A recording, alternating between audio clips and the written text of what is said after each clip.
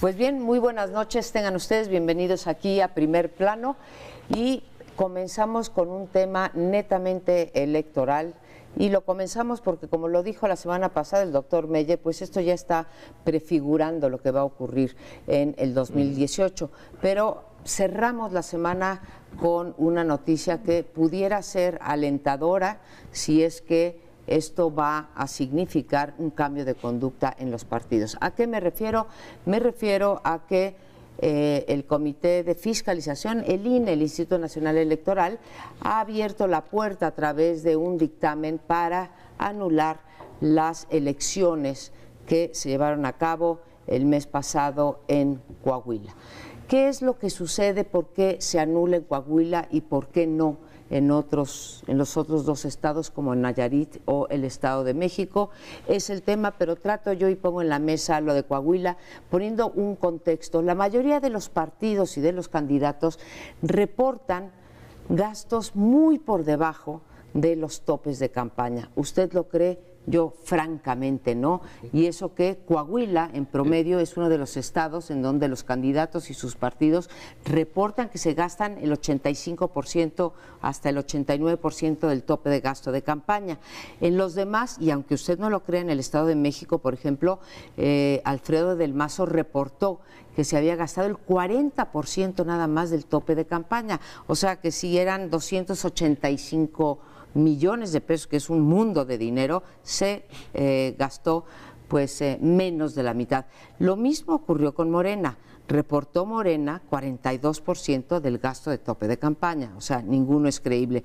Y pues así me puedo ir con todos, ¿no? Esto es una cosa generalizada.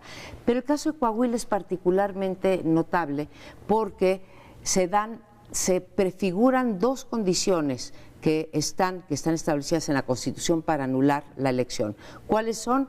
Que se haya rebasado el tope de campaña. El INE descubrió que habían mentido los partidos políticos o los candidatos, no sabemos, y que rebasaron el tope de campaña por más de 5%, a pesar de lo que ellos habían reportado, y la diferencia entre el primero y el segundo lugar es de menos de 5% de la votación. Entonces se prefigura, pero yo les tengo una pregunta, a pesar de que este dictamen es tan solo preliminar. En realidad les tengo dos preguntas, o pongo en la mesa dos preguntas.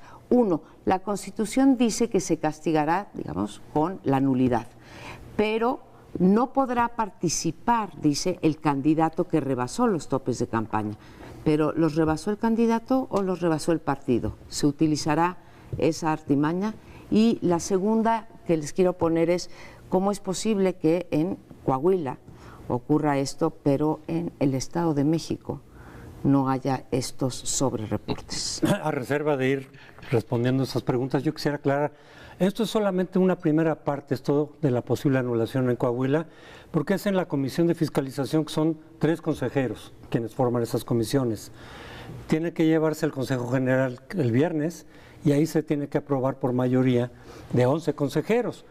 ¿Cómo van a votar los consejeros que están identificados con el PRI, las cuotas por el PRI? Me imagino que van a dar argumentos y elementos para que no se anule la elección, pero se puede dar la mayoría de todas maneras. Se tiene que dar esa sanción por el Consejo General y luego de todas maneras de ahí pasa al tribunal, que a final de cuentas es quien determina ya con la información que le proporciona el INE si se anula o no. Porque aunque la ley diga con claridad, como lo dice Amparo, que están las condiciones para la anulación, si se ratifica que se rebasaron los topes de campaña y lo que ya sí sabemos es el otro elemento, que es quien gana por menos del 5%, entonces procede la anulación. ¿Quién sabe si el tribunal acepte de todas maneras esos elementos? Porque puede él también cambiar la interpretación de cómo se hace la contabilidad. Aquí lo que se complica, y por eso a veces esto debería ser mucho más frecuente, y casi no lo es porque los partidos hacen trampa, no solamente reportan menos. Tienes razón, ¿cómo va a ser creíble que en el Estado de México, cuando vimos todo el despliegue de recursos que se desbordaron de todo tipo, digan, solo me gasté menos de la mitad del tope de campaña. Totalmente increíble. Pero tienen sus maneras de hacer trampas que incluso legitiman y legalizan los propios partidos. Por ejemplo, tiene posibilidad de cargarle a la campaña de diputados buena parte de lo que se gastan en gobernador o en su caso en el presidente. Así lo hicieron también en 2012. 2012 sí. Casi todos de la campaña presidencial se la cargaron a diputados. Y entonces, claro, pues no rebasan el tope de campaña, aunque en realidad se haya... O sea, ellos mismos se dan las posibilidades de hacer todas las trampas posibles. De tal manera que hay que ver entonces si se ratifica esto tanto en el Consejo General como en el Tribunal. A mí me resulta que hay un aroma, así como esa telenovela, Aroma, qué perfume de mujer, algo así. Aquí es un aroma a 1988. Entonces, todo el mundo se dio cuenta, o todo el que quiso darse cuenta, que el resultado electoral era falso. Probablemente había perdido el PRI, no lo sabemos, pero que se hicieron todas las mañas y que luego se cayó el sistema, etcétera. Pero tenía el PRI y el PAN un enemigo común, el cardenismo, la izquierda en ese momento, y estos dos partidos formaban la derecha. Entonces decidieron que probablemente sería mejor perder un gobernador, el gobernador de Baja California, llegar a ese acuerdo con el gobernador Rufo Appel. Ya estaba preparada la toma de posesión del priismo, ya habían preparado el desfile y todo, ¿no? Y llega la orden de arriba, no, gana el PAN, es el principio del cambio, se dice. Bueno, aquí el INE recibió una golpiza. Sergio Aguayo es parte de esa crítica al INE por no hacer las cosas bien, pero la recibió de muchas partes. Necesita relegitimarse. Y luego tienen otra vez los dos, el PRI y el PAN, un enemigo que se parece mucho al de 1988. Entonces era Cuauhtémoc Cárdenas, ahora es Andrés Manuel y Morena. Si llegan a un acuerdo en Coahuila, si se les entrega a Coahuila, a lo mejor lo ganaron realmente los panistas, pero eso no importa quién gane, el punto es la decisión. Y entonces se quita la presión sobre el Estado de México, que ese sí no lo va a dejar ir Peña Nieto ni en broma, se acabará el mundo antes de que lo dejen pasar. Entonces por ahí va la cosa, esa es mi imaginación. No es imaginación, hasta tuvo un término, la concertación. Ese fue el término técnico que arroparon para hacer a un lado las urnas, y creo que ahí viene el huevo de la perversión panista, viene en ese momento, en 1988, porque Manuel Cloutier marcha con Cuauhtémoc Cárdenas y Rosario Ibarra de Piedra en un hecho inédito para exigir que se limpie la elección, que se respete el voto. Evidentemente no lo iban a hacer, el objetivo era que ganara Salinas, y a los pocos días el PAN lo acepta condicionando la legitimidad de Salinas al comportamiento de Salinas. Al desempeño. Al desempeño, ¿verdad? ese era el término, el desempeño. Y el desempeño vino en Baja California al año siguiente, 89. Gana Rufo. Y allí empiezan las trácalas entre Diego Fernández de Ceballos, que era el jefe de la bancada panista en ese momento en la Cámara de Diputados, y Carlos Salinas de Gortari. Por cierto, al jefe Diego le decían la ardilla porque andaba todo el tiempo en Los Pinos, si se acuerdan. A partir de ese momento vienen varias elecciones, menciono otras dos. La de Guanajuato, no querían a Vicente Fox, entra Medina, y la de San Luis Potosí, no querían a Nava, ni tampoco querían a Zapata, lo sacan y mandan a un gobernador interino del PRI. Es decir, lo que pasó en las urnas no importó, ese es el hecho. Ahora bien, en ese momento el Instituto Federal Electoral era un apéndice del Ejecutivo, era Fernando Gutiérrez Barrio, el IFE lo presidía el secretario de Gobernación. Lo trágico en estos momentos es que tú hablabas, José Antonio, las sutilezas importan, como si el INE y el Tribunal Electoral fueran autónomos. Yo sostengo que no lo son, sino que forman parte de este tinglado de negociaciones en la cúpula, que eso es lo lamentable, vamos, porque ahora lo hacen esta concertación del siglo XXI, lo hace el INE por motu propio para ganar legitimidad o lo hace porque forma parte de una negociación más amplia. Yo no lo sé, por supuesto, solo lo saben ellos, pero esa sombra de duda es la que ojalá y entiendan, tienen que aclarar. Por ahora, con esta concertación, las elecciones de Coahuila y el Estado de México no son ni limpias ni confiables y no se apegan, por tanto, a los criterios internacionales.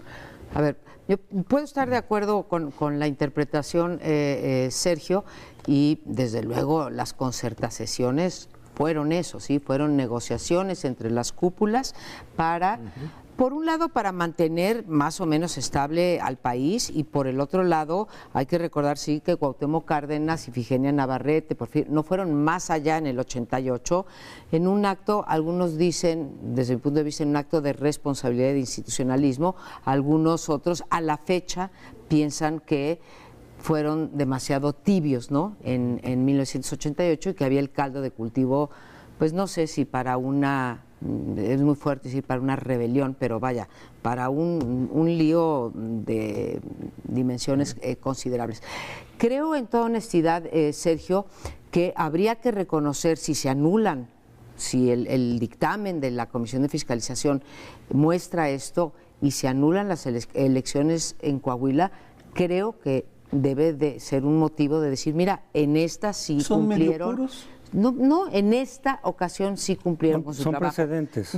Sí, Pero... y eso me parece que realmente sí, así como los criticamos, habría que aplaudir cuando se dan a la tarea de fiscalizar y hacerlo bien, pero... No. Bueno, yo ahorita me responde, nada más le digo una cosa más a Sergio, y tenemos tiempo. La otra, sigo pensando, Sergio, por esto que tú acuñaste de que el INE es un peligro para México, que uno, no creo que sea un peligro para México; dos, tiene que mejorar; tres, no podemos equiparar al tribunal al Instituto Nacional Electoral; y sobre todo, cuatro, creo que deberíamos de trabajar activamente por fortalecer a la institución electoral, porque si no, el 2018 nos viene feo. Ahora sí. Bueno, pues no, porque Pues no, el darle este vuelco a la elección de Coahuila, la madre de todas las elecciones en este 2017 fue la del Estado de México. La de Coahuila se pueden hundir los Moreira. Ochoa Reza dice: defenderemos lo que ganamos. Pues se puede ir Ochoa Reza también, pues así como vino se puede ir, no tiene ninguna importancia. El Estado de México, ese es que en realidad si pasa lo que a lo mejor ni pasa. Si pasara, de todas si maneras. pasara, de todas maneras el punto central queda. Pero a ver, yo quiero hacer una aclaración de lo que me dice Sergio también. Yo no asumo que el INE ni el tribunal sean autónomos. Siempre he dicho y insisto en que están partidizados. Claro. Lo que no creo necesariamente es que vengan las instrucciones de un solo lado, porque a veces vemos de pronto la confrontación partidista dentro de los propios grupos de consejeros. Por eso yo decía, a ver cómo los 4 consejeros más identificados con el PRI, votan. Y ahí va a ser interesante como una señal. Si hay consenso, a lo mejor podría haber habido el acuerdo entre el PRI y el PAN. Si los consejeros del PRI votan en contra de anular o presentan argumentos o se resisten, a lo mejor no es que haya habido el acuerdo, sino pese a que el PRI insiste, como dice Ochoa, que va a insistir en mantener su triunfo, de todas maneras los elementos ahí pueden estar, o el intento del propio INE de reivindicarse un poco frente a la golpiza que ya ha recibido mediáticamente. Si oye, aquí tenemos elementos de por lo menos irnos por el lado menos difícil, porque el Estado de México, estoy de acuerdo, no se van a meter, aunque hubiera los elementos, creo que los hay. Creo que si fiscalizaran bien en el Estado de México también habría que anular la elección. Un comentario. Sí. En el INE tienen mayoría los consejeros afiliados al PRI, ¿sí o no? 4. 4 y De con, 11. de 11. Con otras No es alianzas. mayoría. Ah, no, Bueno, sí. pero ¿Con hay... otras alianzas? Sí, Sergio, nos ¿Con tenemos el PAN? que ir. Sí, se Con puede, otras claro. alianzas a lo mejor Es un alcanzan peligro mayoría. para México, lo sostengo. Yo sostengo que no hay que fortalecerlo, pero vamos a corte porque el tiempo nos come. Seguiremos la próxima semana y la que sigue y la que sigue. Espérenos un segundito, no le cambie. A este segmento le podríamos haber titulado Gritos y Susurros. Todos sabemos que fue el G20, los 20 países más importantes en materia de recursos económicos, se reunieron en Hamburgo y ahí hubo 1000 cosas que no vamos a discutir. Nos centraremos en una sola, en la entrevista entre Peña Nieto y Donald Trump. No se han visto como presidentes los dos exclusivamente, no han sido invitados y que bueno, aquí fue una reunión de 20 mandatarios y se programó una reunión rápida entre Trump y Peña Nieto. No nos hubiera asombrado nada de lo que ahí pasó, que vamos a tener cooperación, etcétera, de no ser por un evento que no estaba programado, al menos desde la parte mexicana, no sé si de la norteamericana, y es lo que pongo sobre la mesa. Una reportera, se supone que era gráfica, entró a tomar las fotos, no a hacer preguntas, pero sí hizo la pregunta. ¿México va a pagar el muro? Y entonces Trump susurró delante de Peña Nieto, absolutely. Nuestro secretario de Relaciones Exteriores dice, pues yo oí la pregunta, pero no oí la respuesta. Yo estaba muy apurado sacando a los periodistas para luego tener el tete a tete ya en privado. Eso, un país, primera potencia mundial, vecino de México, le diga a México, aún con susurros, vas a pagar, porque eso fue el sentido de absolutely, y que el presidente de México no haya respondido, ¿cómo se puede ver eso? Ese es un elemento de soberanía el que se jugó allí. Lo pongo sobre la mesa. Tuyo. Bien. El liderazgo. Empiezo con eso porque desde ayer le doy vueltas no solo a lo que dijo Videgaray, sino también al comentario de Enrique Peña Nieto. Dice, yo no hago caso a murmullos o susurros, es decir, yo tampoco me di cuenta, se hacen los desentendidos. Hegel, él es un producto de la Revolución Francesa, todo su pensamiento gira en torno a ese hecho de 1789, y acuñó una definición de liderazgo que me parece muy pertinente porque dice que el líder, el estadista, más que líder, el estadista es el que interpreta el espíritu de su época, lo verbaliza, es decir, lo pone en palabras y lo lleva a la práctica. Esto viene al caso porque el mundo se debate con una pregunta: ¿qué hacer con Trump? ¿Qué hacer con su estilo que rompe con todos los precedentes conocidos? Si es majadero, es un niño malcriado. Buleador, que le gusta hacer su voluntad, que se impone. Hay varios ejemplos así en la política mexicana, no los menciono para no desviar la atención ni pelearme con amigos y conocidos. Ustedes saben. Pero en Europa, Angela Merkel y Macron decidieron transformar, hacerse los estadistas europeos y tomar la delantera y hablar, no solo hablarle claro a Trump, porque lo han hecho, sino que además provocar un movimiento para juntar a los 19 o a los 27, vamos, antes eran los 27 de Europa, ahora son los 19, es decir, están creando una corriente mundial.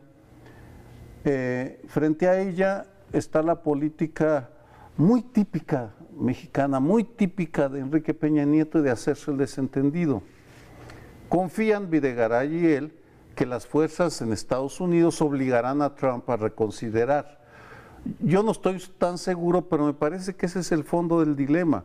Al día de hoy, o del dilema o de la realidad, el presidente que tenemos y su equipo no saben qué hacer con Enrique Peña Nieto y se refugian en el silencio, en los conciliábulos, es eso que le sale tan bien, que es hacer una concertación con... La política cortesana. La política cortesana, invitar a Lorenzo Córdoba, a ver, venga, que nos entendamos. Bueno, yo no, no dije a Lorenzo cordoviana, Córdoba. yo dije cortesana. Pero también entonces se aplica cordoviana, en fin, o al PAN o al PRI, Ok. lo que sea. Creo que para mí ese es el fondo, uno de los fondos del problema. A ver, ¿Qué hacer? ya, yo le voy a dar la vuelta, Lorenzo. Desde luego que me hubiera encantado que ante el murmullo o el susurro del señor Trump de absolutely, que nuestro presidente Enrique Peña Nieto hubiera dicho a gritos, porque dijiste gritos y susurros, él susurró que que el presidente hubiera gritado absolutely not.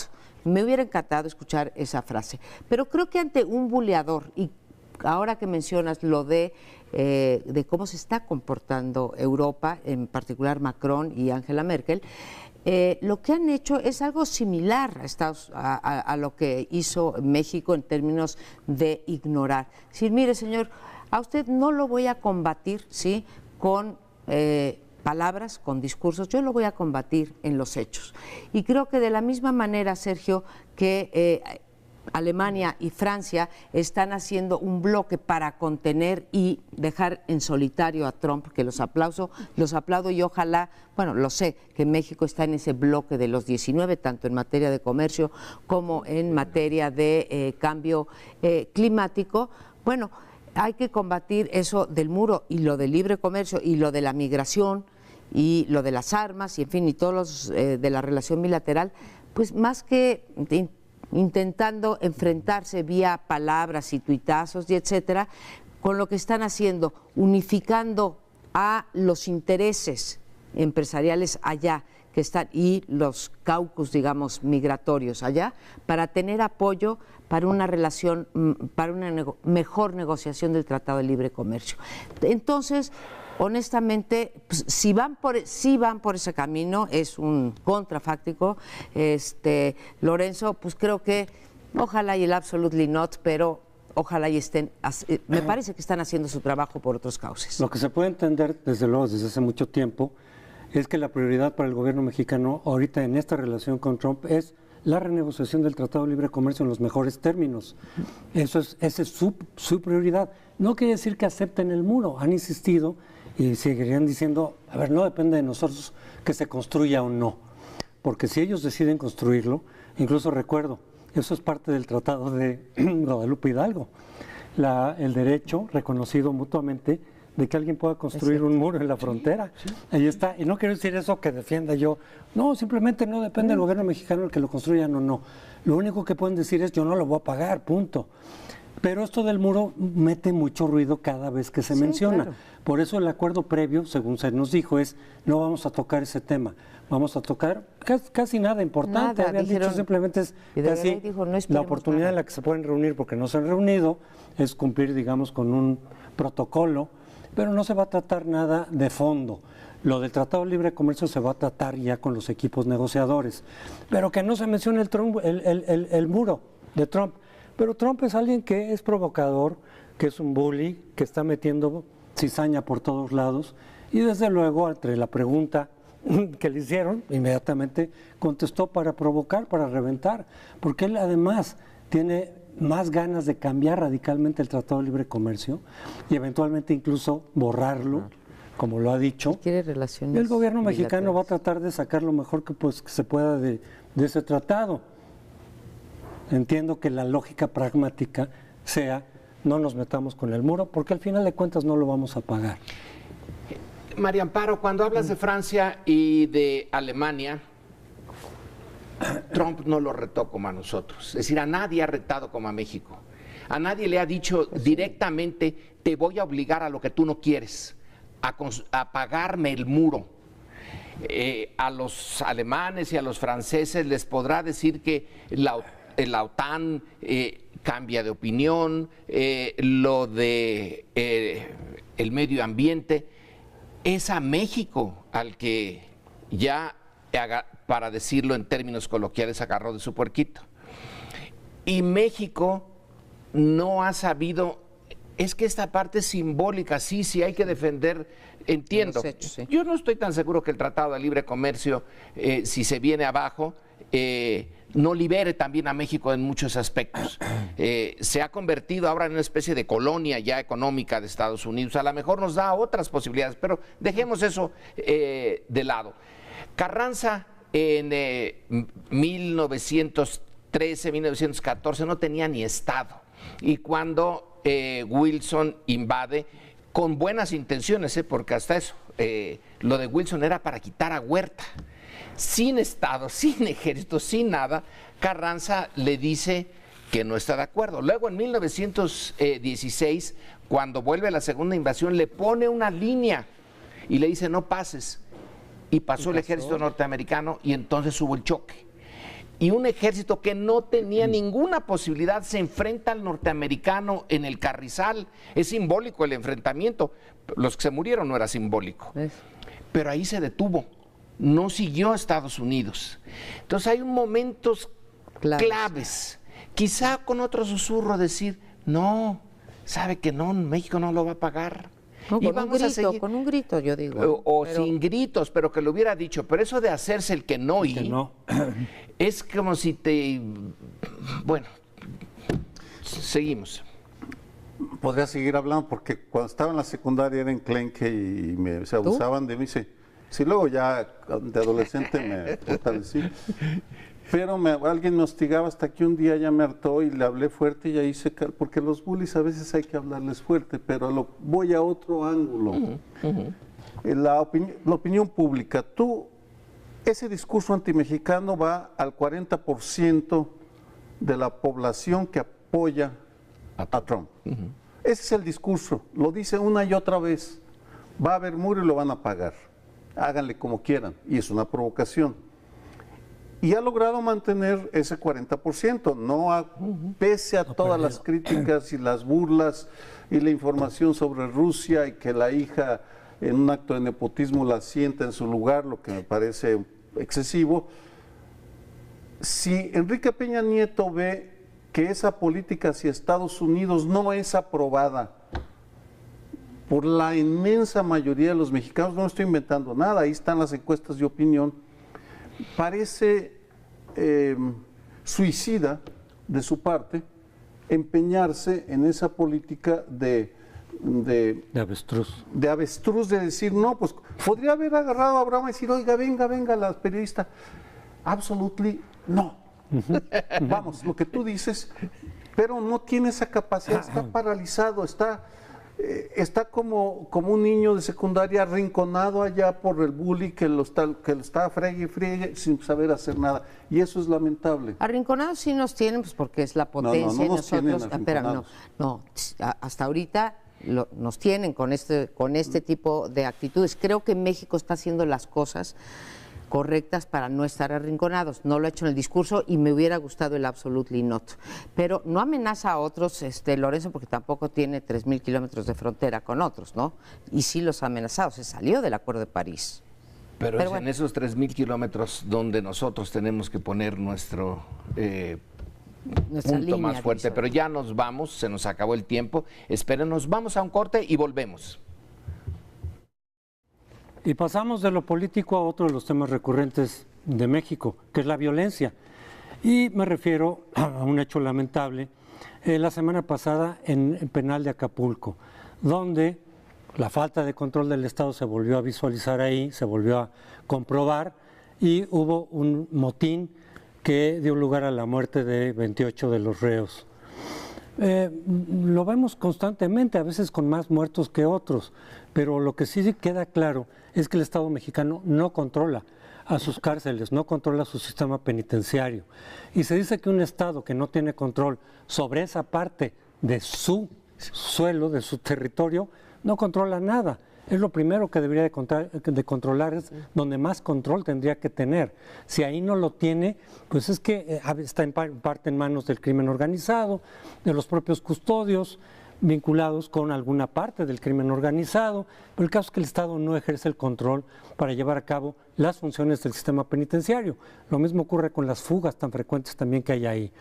Y retomo aquí para el debate una idea que hace muy poco planteó Gabriel Saíz, que es militarizar el sistema penitenciario, dárselo de alguna manera al custodio, porque al final de cuentas seguimos sabiendo, es parte del problema de la violencia y de la estrategia frente al crimen organizado, que las policías, y también aquí hay que agregar el sistema penitenciario, están fuera de control, que el ejército más o menos tiene un poco más de control, de disciplina, de organización, y por eso está metido, y es difícil sacarlo.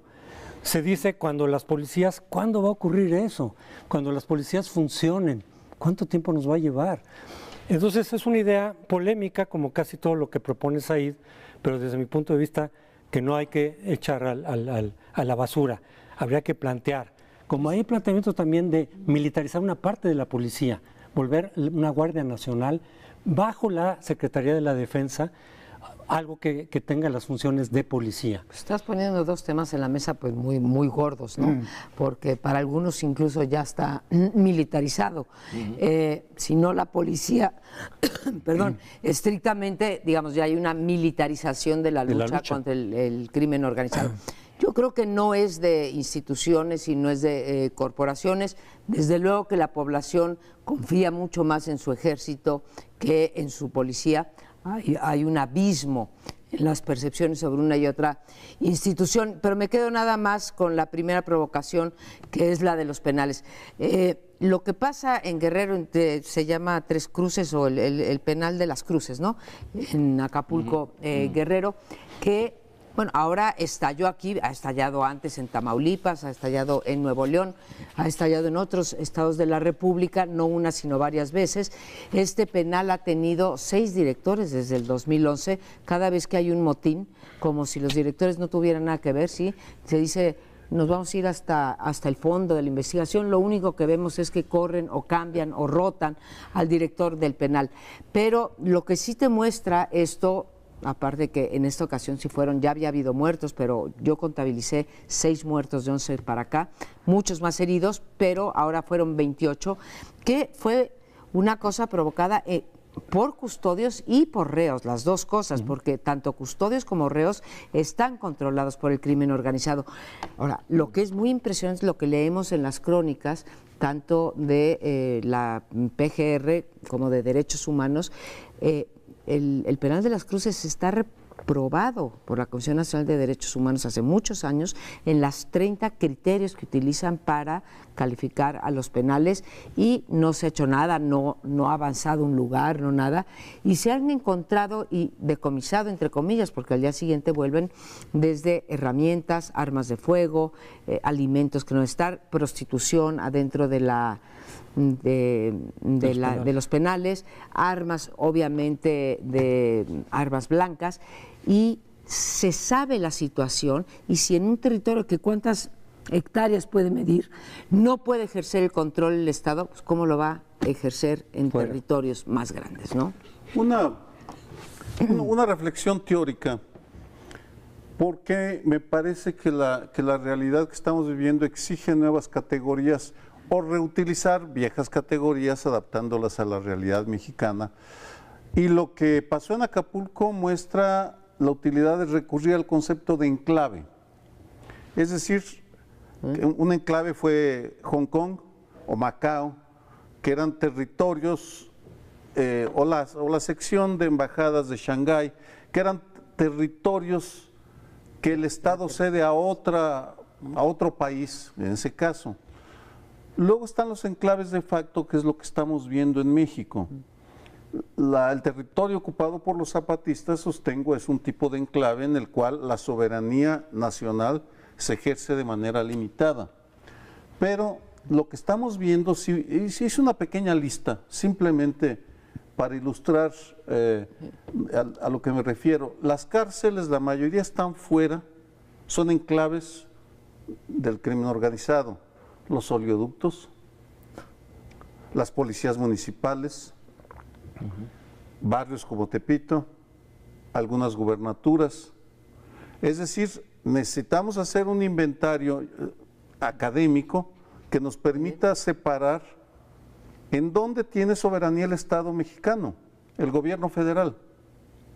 y el Estado mexicano, el gobierno federal, gobiernos de los estados, y en donde tienen soberanía, no un autor único, porque esa es la diferencia. Aquí no estamos ante un Estado que controle todos estos oleoductos, cárceles, policías municipales, sino una multiplicidad de actores, pero tenemos que usar conceptos para decir otro enclave. Los oleoductos, bueno, ahora resulta que aquí en el Estado de México, leí en la mañana en Reforma que la construcción del Aeropuerto Internacional de la Ciudad de México venden los huachicoleros la gasolina a los que están construyendo la obra cumbre del peñanietismo. Vamos, más debilidad del Estado federal peñanietista, pues está difícil. Está difícil. Yo me iría más allá de los enclaves. Yo vuelvo la mirada hacia Thomas Hobbes y su siglo XVI y el Leviatán. Él señalaba que en el origen, cuando no había ningún control, cada quien por su lado, cuando el hombre era el lobo del hombre, la vida era brutal, corta, dura.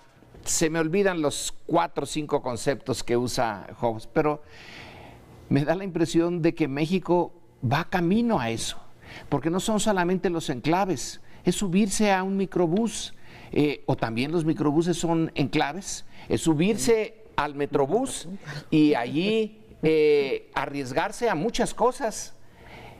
El mundo por el que transita el mexicano normal, el que no debe nada en estas vicisitudes, se está haciendo chiquito. Ya no se puede ir a Acapulco con la misma alegría con que se iba antes. Uno ya ve territorios, además de las cárceles y además de eso, donde la clase, una clase media, por ejemplo, tiene que circular en auto, en Uber a determinadas horas, todo se está haciendo más chiquito. Es que México se está hobbizando.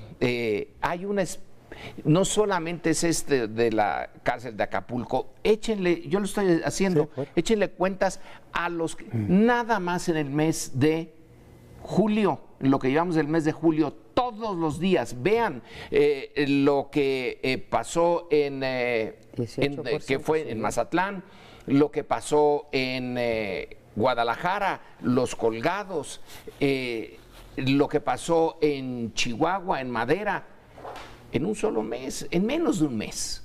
Entonces, son muchas cosas en donde, y termino, Hobbes señala, uno pierde su libertad como hombre frente al Estado, se convierte uno en súbdito a cambio de una cosa: el Estado asegura la vida y los bienes, que puede ser desde el dineral que tienen las grandes empresas en México hasta tu celular. Bueno, cuando no lo asegura, cuando no sirve para eso, ¿para qué sirve? Y si no sirve, ¿cómo se legitima? Y si no tiene legitimidad, ¿qué hacemos? Dices, cuando el hombre era el lobo del hombre, es que sigue siendo. Por eso. Todo el tiempo es parte de la naturaleza humana, desde esta percepción hobbesiana, con la que yo concuerdo esencialmente. Por eso se requiere un Estado, no para transformar a los lobos en corderos, sino para contener a los lobos y que no se despedacen unos a otros, que es lo que en esa época se llamaría anarquía, ¿no? La anarquía, ausencia de Estado, ausencia de un derecho coercitivo, y entonces se despedazan unos a otros, la guerra de todos contra todos.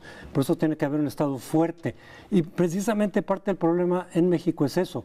El Estado es cada vez más débil en los últimos años frente al crimen organizado, frente a diferentes expresiones ilegales. Está el debate incluso si es un Estado fallido ya. Y otros dicen, no, pues es cuestión de niveles, Estado fallido son otros. Pero yo diría, entonces es un Estado disfuncional, por lo menos, que te puede llevar, que nos está llevando al Estado fallido. Pero quizá en términos de niveles, por lo menos es un Estado disfuncional que no logra dar la seguridad necesaria, no solo en las cárceles, es cierto, afuera, en los transportes, en los parques. No puedes salir tranquilo a la carretera, a otro estado, a otro lugar en el propio México, no sabes lo que va a pasar durante la carretera o en el transporte, en el camión. Entonces es un Estado, quizás no todavía fallido en ese debate, pero sí disfuncional y sumamente débil. La ausencia de seguridad, desde luego, ha cambiado el estilo de vida de todos nosotros, ¿sí? Me gusta mucho lo que plantea Sergio Aguayo diciendo los enclaves, pero te lanzo una provocación en 15 segundos. ¿No será ya al revés, que el Estado es el enclave y los enclaves son los que dominan? O te pregunto, ¿cuánto crees que del territorio o desde el microbús hasta la cárcel, está ya tomado por fuerzas ajenas al Estado? No hay tiempo, pero esta reflexión, el uso de enclaves viene estoy estudiando los 9 años que dominaron los Zetas el penal de Piedras Negras y cómo recupera el Estado de Coahuila el control del penal. Es una investigación en curso, pero es decir, estamos ante un nuevo escenario. Eran un enclave igual que el de Acapulco, igual que muchos otros. Cuando habrá que revisarlo, necesitamos un inventario. No podemos hacerlo solo con base en casos aislados. Bueno, regresamos al último segmento. Bien, cerramos este programa con un asunto espinoso. Ya lo habíamos tratado, pero sigue saliendo evidencia. Por tanto, hay que regresar a él, el del espionaje aparentemente realizado por dependencias gubernamentales, PGR, CISEN, Secretaría de la Defensa, que son quienes adquirieron el programa Pegaso. El día de hoy, el periódico The New York Times pone en segundo lugar, después de hablar de la reunión entre el hijo de Donald Trump, del mismo nombre, su yerno Jared Kushner y el jefe de su campaña, que se reúnen con una abogada rusa que tenía información sobre Hillary Clinton. Abajito ponen el caso de México, otra investigación de Citizens Lab, una institución que está convirtiendo en un azote del gobierno canadiense, en la que demuestran que espiaron al GIEI, al Grupo Interdisciplinario de Expertos Independientes, que invitó el gobierno de México para darle credibilidad a su investigación sobre Ayotzinapa. Lo invita y luego lo espía. El reportaje está lleno de información, selecciono una que me parece particularmente relevante.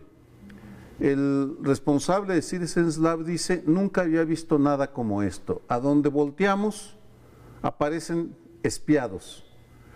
Y también menciona que el CISEN había contratado 1.500 objetivos, o 1.250, no recuerdo ahora, y viene la pregunta obligada: si espiaron a más de 700 periodistas y defensores, y no sabemos si el CISEN, PGR o todos juntos, eso lo desconocemos, ¿para qué sirvieron esos carísimos sistemas de espionaje?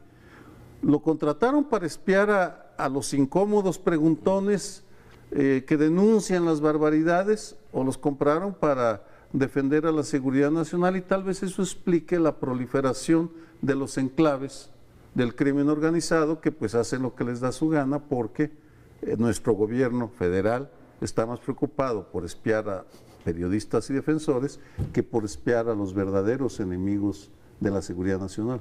Si estás estudiando lo de Coahuila, imagínate que hubieran metido a Pegasus al penal que estás estudiando, que se hubieran infiltrado en todos los celulares, que desde luego los tienen allí, y todos sus equipos de cómputo, y que hubieran estado oyendo, escuchando, viendo directamente al penal. Hubieran podido deshacer eso rapidísimo. Puede ser un arma muy eficaz. Claro. Ahora, es eficaz en el espionaje, por ejemplo, de Carmen Aristegui, de su hijo. ¿Qué eficacia ha tenido eso? ¿Para qué? En la práctica, pues no se ve que tenga mucha. A nosotros, como ciudadanos, lo que nos ha hecho esto, nos ha obligado es a que ciertas conversaciones no las tengamos. con el teléfono, que ya sepamos que el teléfono potencialmente es un espía. A lo mejor ni nos espían a nosotros, nos vamos a sentir muy mal porque no somos de los elegidos para el espionaje, pero tenemos que actuar como tal, y muchos. Entonces está finalmente el alegato en contra del espionaje no es el que podamos hacer nosotros, es el que hace el New York Times, es el que hace el Citizens Lab. Ahí hay, decía Sergio en otro programa, una estructura internacional, un comité internacional que está protegiendo de alguna manera los derechos de los mexicanos que no podemos proteger nosotros, porque no podemos ponernos a la altura del gobierno mexicano, no tenemos los millones de dólares que tienen ellos, pero sí existe una vía para medio defendernos. Ojalá y nos estén defendiendo. Creo que el mero hecho de exhibirlo ya nos ayuda a todos, los espiados o los no espiados. Pero creo que se cometen, y retomo parte de tu argumento, Lorenzo, se cometen, aparte del crimen de estar interviniendo teléfonos o computadoras o medios de comunicación sin una orden judicial, que ya eso en sí es un delito, creo que se cometen dos crímenes más. Uno, ¿sí?, es el desvío de recursos, porque no nos han explicado, ¿sí?, de dónde salió ese dinero, quiénes fueron los intermediarios para comprar ese aparato, a quiénes se los entregaron y a los que se los entregaron, a su vez, qué tanto lo dispersaron, se los dieron a los gobernadores, a los privados, a quién se los dieron. Ese es uno. Y el otro es el que tú comentas, que es el crimen de la ineficacia, ¿sí? No sirve para nada. Tú estabas mencionando, ¿qué tal si lo hubieran usado en el penal, no? ¿Qué tal si lo hubieran usado con el Chapo, que se fugó y como lo vimos todos en la televisión, de repente desaparecen las cámaras durante cuántos minutos, fueron como 15 minutos, ¿no? Que estaba rigurosamente vigilado y de repente nadie de los que están teniendo que ver al Chapo adentro de la cárcel, nadie vio. Y sin sonido. Él se agachó sin sonido, se agacha en ese momento, desaparece y es cuando se fuga. Entonces, ¿qué eficacia puede tener y qué inutilidad que nos escuchen otra vez a nosotros, a Juan Pardines, a Salvador Camarena o a Carmen Aristegui, si además lo que ellos investigan y lo que dicen, lo dicen públicamente? Hay que esperar unas pocas horas. ¿Vale la pena gastarse miles de millones de pesos de desvío de recursos, que es un crimen, es un delito, ¿sí?, para ganar media hora en lo que Carmen o Salvador escribe su columna, o yo, si es que estamos espiando? O sea, ineficacia, desvío de recursos, ¿sí?, y aparte sin orden judicial, puro delito. Como dices, Lorenzo, el espionaje puede ser y suele ser muy eficaz como un instrumento político o incluso bélico. El espionaje puede ser muy eficaz y por eso en las propias democracias se acepta cierto margen para el espionaje contra los enemigos del Estado, pero previa orden judicial para no afectar derechos de intimidad, derechos básicos de otros ciudadanos. Entonces, cuando hay elementos para pensar que alguien es enemigo del Estado, entonces viene la orden judicial y se permite entonces el espionaje para prevenir las cosas que aquí no se previenen, lo del Chapo, lo de las cárceles, etcétera, que es donde se tendría que enfocar el espionaje en todo caso. Y el otro uso que muchos gobiernos, incluso democráticos, suelen darle es para espiar a los enemigos potenciales o que ellos consideran enemigos del gobierno en turno, que es distinto al Estado. Una cosa es el Estado, es una cuestión de seguridad nacional, y otra cosa es de intereses de gobierno, de cuestiones políticas. Y sí, ¿qué pueden lograr o cuál puede ser la eficacia de espiar a alguien que lo va a decir después en los medios? Pero lo que dicen algunos es, no, lo que les interesa es saber sus fuentes, porque muchas de las fuentes que son secretas de esa información, quién sacó lo de la Casa Blanca, se dice, es que se lo dieron fulano, sutano. A lo mejor lo que están buscando son las fuentes para saber incluso por dónde pueden venir filtraciones desde adentro. Claro que no estoy justificando con eso el espionaje, sino diciendo por qué lo hacen, de todas maneras. Claro, en las democracias que sí funcionan, cuando se descubren este tipo de espionajes, se castigan. En las democracias que no funcionan, como la mexicana, se descubre el espionaje, y lo vimos también cuando solicitó Jacqueline Pechard, presidenta de la Comisión de Participación Ciudadana del Sistema Nacional de Corrupción, oigan, pues vamos a investigar esto, que se vea. Vamos a pedir de información, dónde viene. ni siquiera un exhorto. Y el bloque de ese órgano, donde está formado por otras instituciones gubernamentales, dijeron que no. O sea, evidentemente no se quiere hacer nada al respecto en México. Un comentario en serio y otro medio en broma y medio en serio. El primero es, ¿por qué no espiaron a los gobernadores corruptos? Vamos, se hubieran enterado con mucho tiempo de Javier Duarte, César Duarte. Sí los espiaron.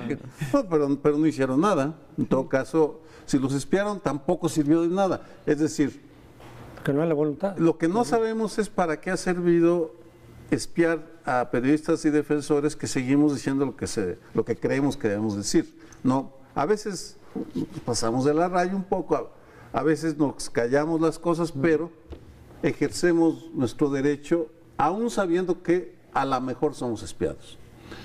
Pero también tampoco se ve que haya servido el espionaje, con excepción del Chapo, que sí sirvió, pero en general no Para que se escapara. No, para luego encarcelarlo. Pero esa es otra historia. Y el comentario medio en broma, México era el centro del espionaje mundial, uno de los centros del espionaje mundial durante la Guerra Fría. Y recuerdo que algunos hacíamos bromas durante las guerras centroamericanas. ¿A ti cuántos servicios de espionaje extranjeros te espían? Los argentinos, los israelíes, los guatemaltecos, estaba todo el mundo metido aquí, los americanos, por cierto, los soviéticos, todo el mundo. Ahora la broma debería de ser, a ver, ¿cuántas dependencias están espiando a ti? Yo ya tengo 4 o 5 registradas y hacer el club, ¿qué te parece? Acepto tu idea y quiero decir otra cosa. No es solamente, creo yo, Crespo, para descubrir las fuentes. También es para después, a los que no tenemos fuentes secretísimas y eso, para extorsionarte. Para intimidar. Para intimidarte, porque Sí, tú hablas, también, en fin, todo el mundo tiene una vida pública, una vida privada e incluso una vida secreta, ¿sí? Entonces también lo usan para intimidar a Nos las tenemos personas. que ir, yo quiero conocer la vida secreta de María Amparo y de Lorenzo. Muy pobre. Pero no nos la va a contar aquí. No. Si dice algo, luego se lo decimos para que no deje de ser secreto. Gracias. Hasta la próxima semana.